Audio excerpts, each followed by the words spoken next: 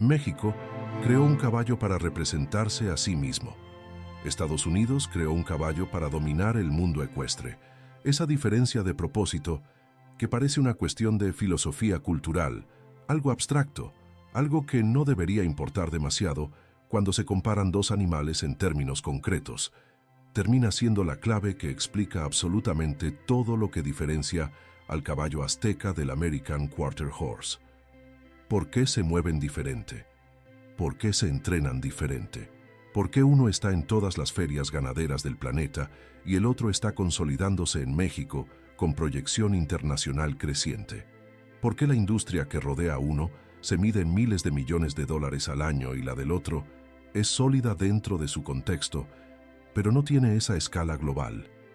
¿Por qué el orgullo que genera uno es nacional y el que genera el otro es simplemente el orgullo de ganar? ¿Para qué fue hecho cada uno no es un dato de contexto histórico? Es el dato central, el que ordena todo lo demás. El caballo azteca nació en 1972 como decisión de Estado. Eso no es una exageración narrativa, es lo que ocurrió literalmente. El gobierno mexicano, a través de la Secretaría de la Defensa Nacional, formalizó un programa de cría con el objetivo explícito de crear la raza equina que representara a México. No el caballo más rápido, no el más eficiente en ninguna métrica de rendimiento específica. El que mejor encarnara la identidad ecuestre mexicana, el que pudiera pararse en una exhibición de charrería o en una pista de doma y comunicar, con su sola presencia, algo sobre lo que México es y lo que México valora en un caballo. Ese objetivo determinó los cruzamientos.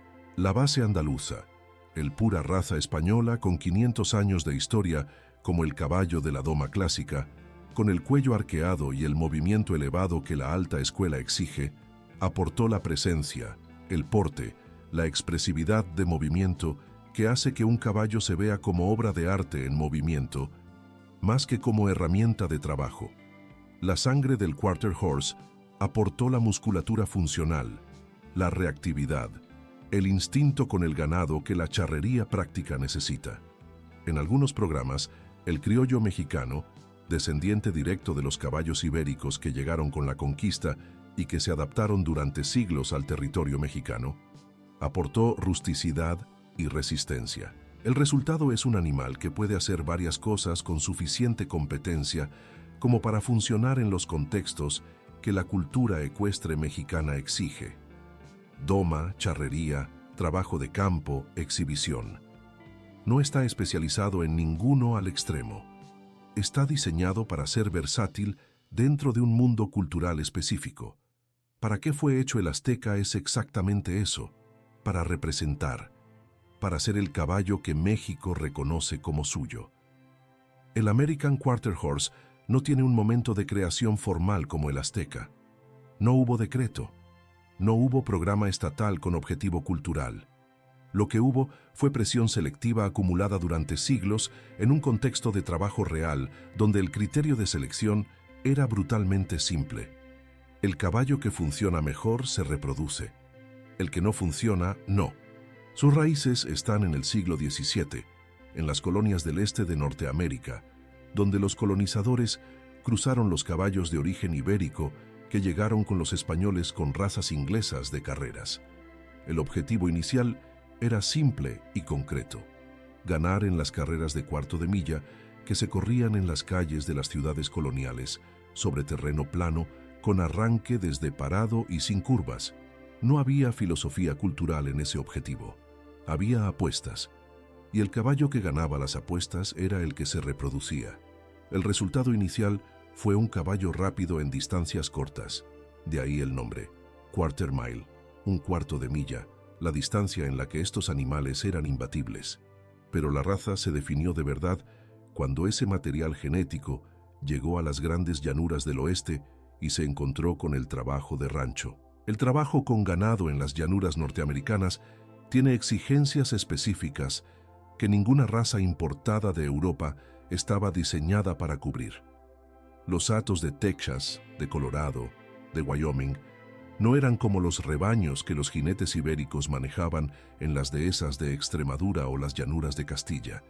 Eran más grandes, más dispersos, en territorios más amplios, con animales que habían pasado meses en libertad y que respondían al trabajo del vaquero con una resistencia que exigía más del caballo de lo que cualquier raza de origen europeo había sido entrenada para manejar.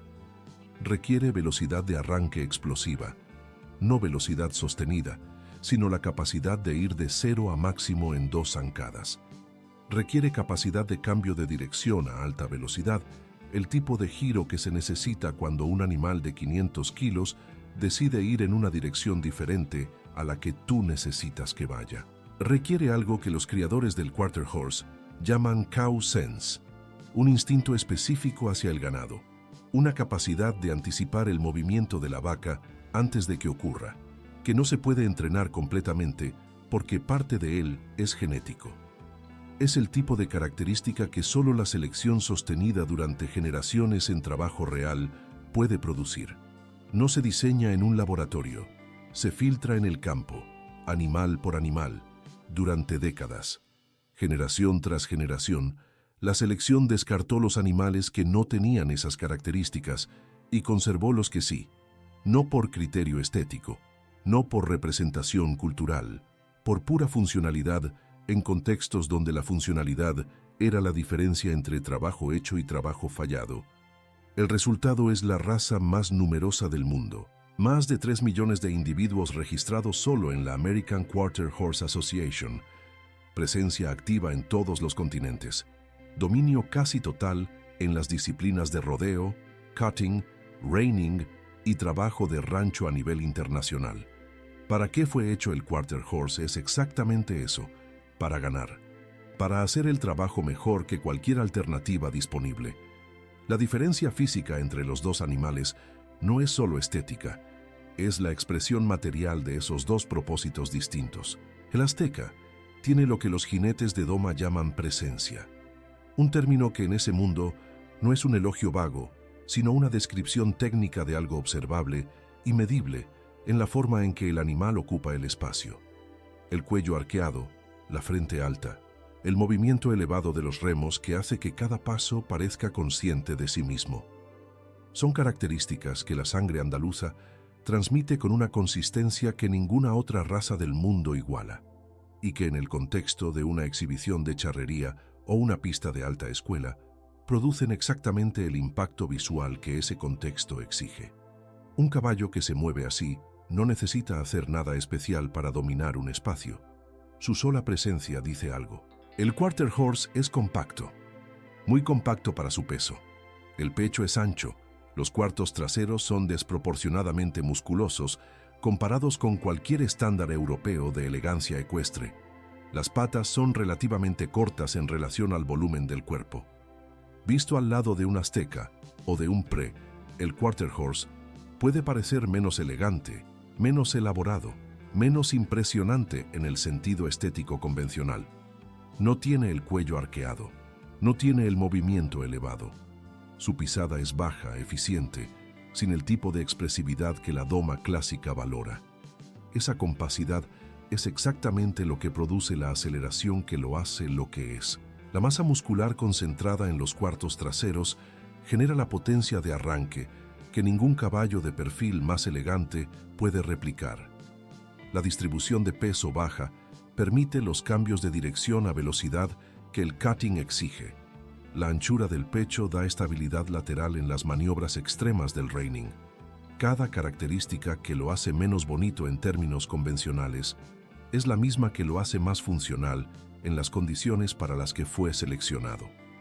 Uno transmite presencia, el otro transmite explosividad, y esa diferencia, que en una foto parece una cuestión de gusto personal, en el campo de trabajo o en la pista de competencia, se traduce en resultados concretos que no tienen nada de subjetivo.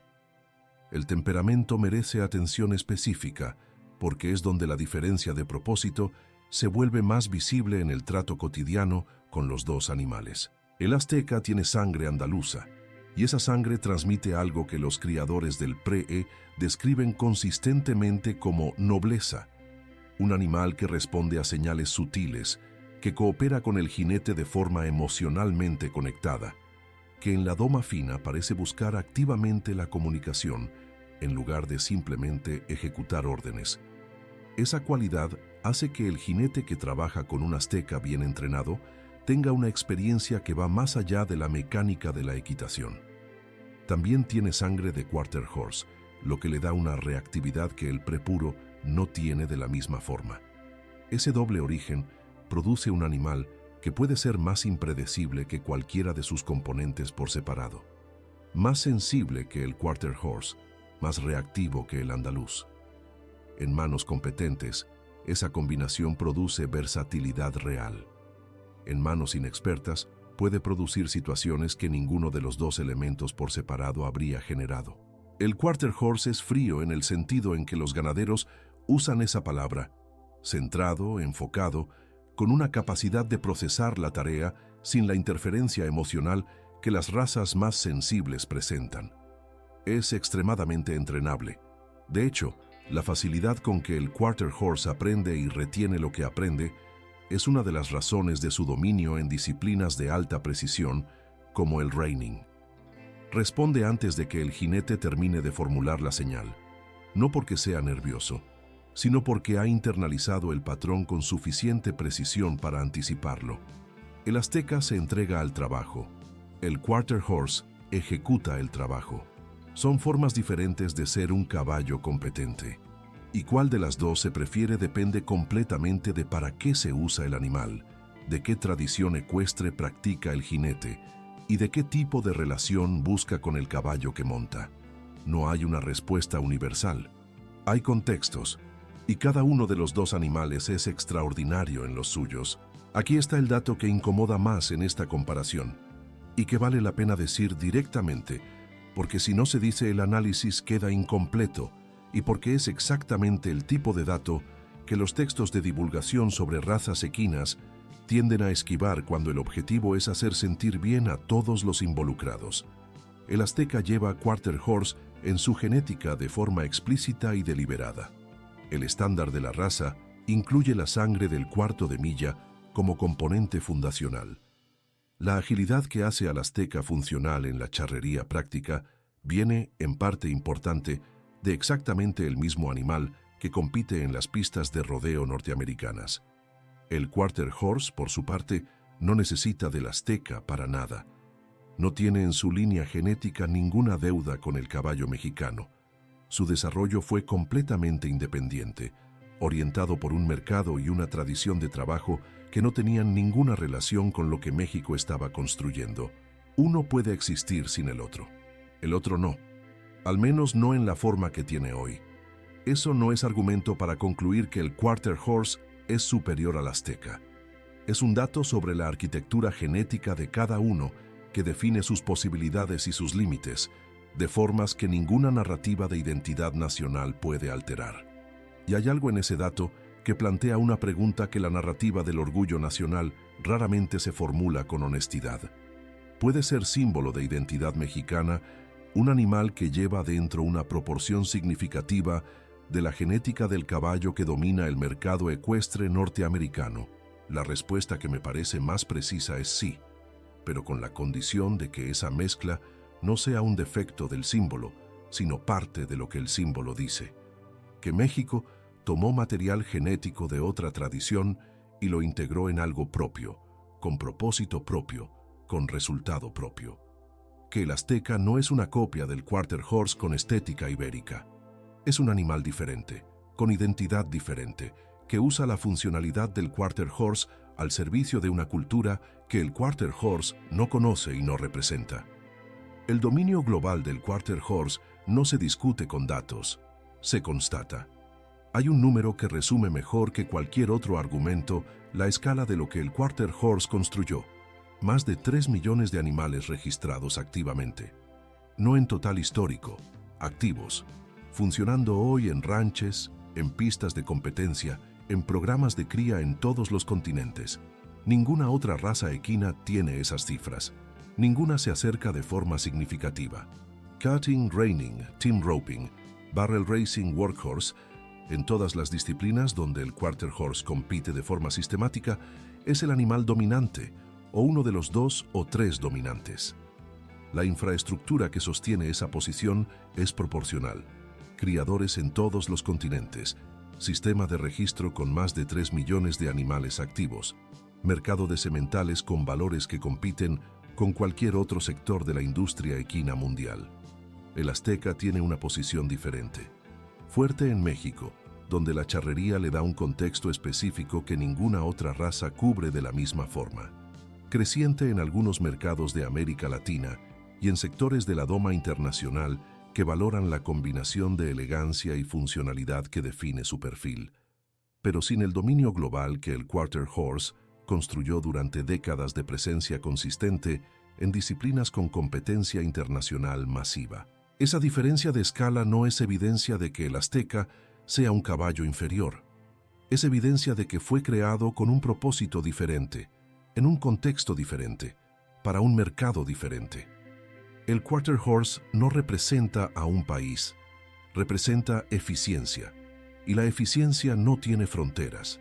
El azteca representa a México, y México, por definición, tiene las fronteras que tiene. Hay una forma de ver esta comparación que la simplifica demasiado y que aparece frecuentemente en las discusiones sobre el tema. La versión simplificada dice, el Quarter Horse gana porque es mejor. No, el Quarter Horse domina las disciplinas que domina porque fue seleccionado durante siglos específicamente para esas disciplinas, en condiciones de trabajo real que no tienen equivalente en ningún programa de cría formal, con la presión selectiva que solo el mercado de trabajo ganadero norteamericano podía generar a esa escala. El azteca no pierde en esas disciplinas porque sea inferior. No compite en ellas de la misma forma porque no fue diseñado para ellas. Fue diseñado para otras cosas, para la charrería que el Quarter Horse no conoce, para la doma que el Quarter Horse no busca, para la presencia visual que el Quarter Horse no necesita, porque nunca le importó tenerla. Comparar un Quarter Horse en una pista de karting con un azteca en la misma pista y concluir que el azteca es peor, es como comparar un bisturí con un martillo en una cirugía y concluir que el martillo es inferior. El martillo no es inferior. Es que nadie lo diseñó para esa tarea. Y si se invierte la comparación, si se pone al Quarter Horse en una exhibición de alta escuela, donde el azteca es el estándar, el resultado es exactamente el mismo en sentido contrario. Cada uno es extraordinario donde fue diseñado para hacerlo. Cada uno es inadecuado donde no fue diseñado para estar. ¿Para qué fue hecho? Cada uno define dónde cada uno es extraordinario y donde cada uno simplemente no es lo que esa situación necesita. La pregunta que esta comparación genera al final no tiene una respuesta limpia. Y lo digo después de haber revisado los argumentos de los dos lados con suficiente atención, como para saber que cualquiera que afirme tenerla está priorizando su preferencia sobre la evidencia. Y eso es, posiblemente, lo más honesto que se puede decir sobre ella. ¿Vale más representar que ganar? ¿Vale más la identidad que la eficiencia? ¿Vale más que un caballo comunique algo sobre quién eres o que ejecute perfectamente lo que necesitas que haga? No hay una respuesta universal a esas preguntas porque no hay una jerarquía universal entre los valores que las generan. Hay contextos donde la identidad importa más que la eficiencia. Hay contextos donde la eficiencia importa más que cualquier otra consideración. Y hay contextos, la charrería mexicana, por ejemplo, donde los dos importan simultáneamente y donde el azteca fue diseñado precisamente para cubrirlos a los dos al mismo tiempo. Algunos caballos cuentan la historia de un país. Otros escriben la historia del mundo. El azteca cuenta la de México con la precisión y la intención que un proyecto cultural deliberado puede producir cuando tiene detrás el conocimiento de lo que quiere ser y los materiales genéticos para construirlo. El Quarter Horse escribe la suya cada vez que un equipo de rancho, en cualquier parte del planeta, elige el mismo caballo que eligieron sus abuelos, porque sigue siendo el mejor para el trabajo que tienen que hacer. Ninguna de esas dos historias es menor. Y hay algo en esa coexistencia, el caballo diseñado para representar y el caballo seleccionado para ganar ocupando el mismo planeta ecuestre sin necesitar compararse, que dice algo sobre la variedad de formas en que los humanos y los caballos construyeron sus relaciones a lo largo de siglos. Para qué fue hecho cada uno es exactamente lo que cada uno es. Y entender eso, sin intentar convertir la comparación en una jerarquía que ninguno de los dos necesita, es lo que permite ver a cada animal en su dimensión real. Cuéntanos desde dónde lo estás viendo. Esta historia tiene que llegar más lejos.